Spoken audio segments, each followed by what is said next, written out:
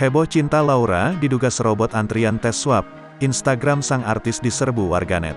Cinta Laura mendapatkan serangan sejumlah dari netizen dalam salah satu kolom komentar pada unggahan Instagramnya.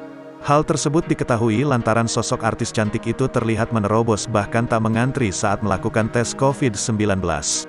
Dilansir dari akun Instagram @admin_entertainment memperlihatkan sebuah cuitan Twitter dari seorang netizen yang mengeluhkan kelakuan dari Cinta Laura saat berada di sebuah tempat tes COVID, Sabtu, tanggal 5 Februari tahun 2022. Dalam pernyataan netizen dengan akun Twitter @ekamiau, pun memberikan komplain terkait antriannya yang dipotong oleh sang artis, Sabtu, tanggal 5 Februari tahun 2022.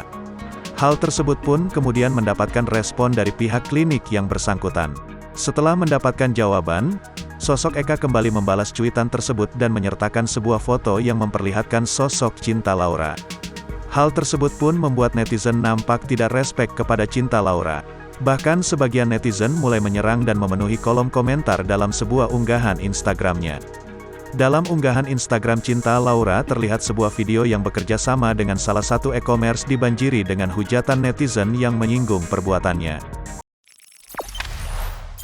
Jangan lupa subscribe, share, komen, dan like ya!